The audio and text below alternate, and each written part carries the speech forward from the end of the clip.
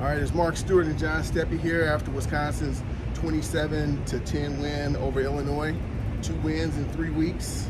This team's hot now, I guess. I don't know, but yeah, you know, it was a pretty complete performance. A lot to chat about, but let's start off with just give me your top 2 impressions from what you saw tonight. I really liked the word complete that you used, because I thought, you saw what they did on offense, you saw what they did on defense, and you saw what they did on special teams. And all 3 of those things really played an important part in the win. And, Luke Finkel talked about complementary football so much in fall camp. And this was really the first time through now 11 games I feel like we actually did truly see complementary football.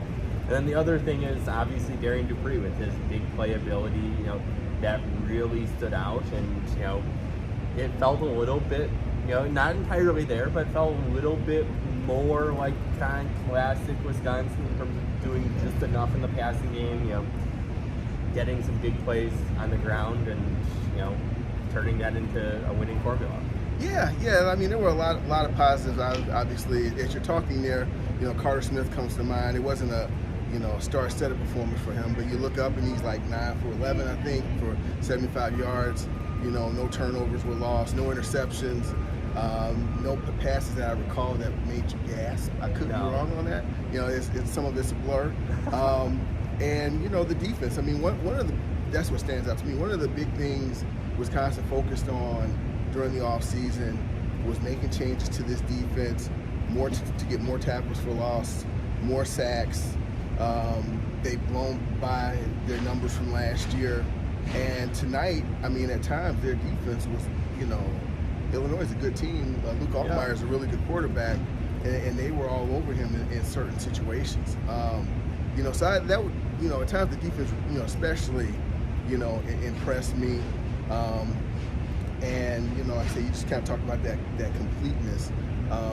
Getting a big plays on special teams. Like I say, that's what this team needs. Like the offense is not gonna, unlike that first drive they went 16 plays, I think 80 yards. It's not gonna do that all the time. So it's gonna need help.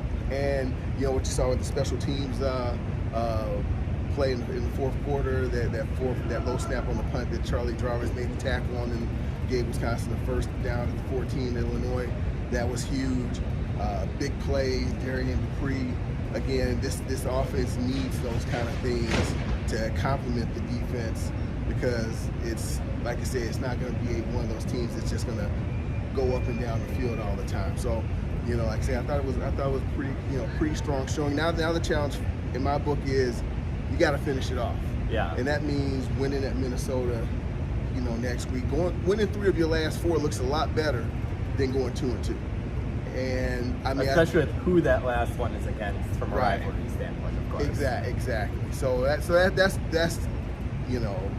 I'm turning the page already, like the players. I'm turning the page, and that's the challenge. Okay, now this is great. Okay, now let's see if they can take it on the road and perform well up there, and get one of their trophies back there. The trophy room's naked down there. There's nothing down there, for these guys. So we'll see. But yeah, that's, those are my thoughts. That I'll give you a chance to close this out.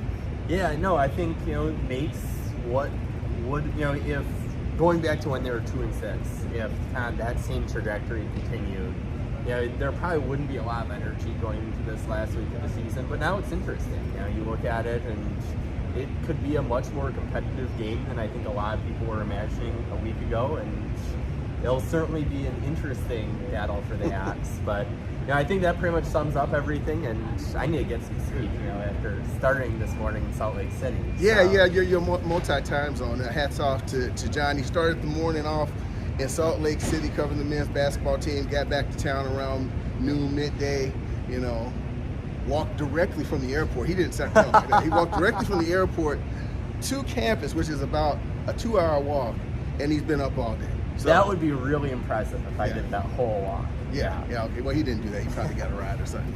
But we got work to do. So check out our work at JS Online. Thanks for watching.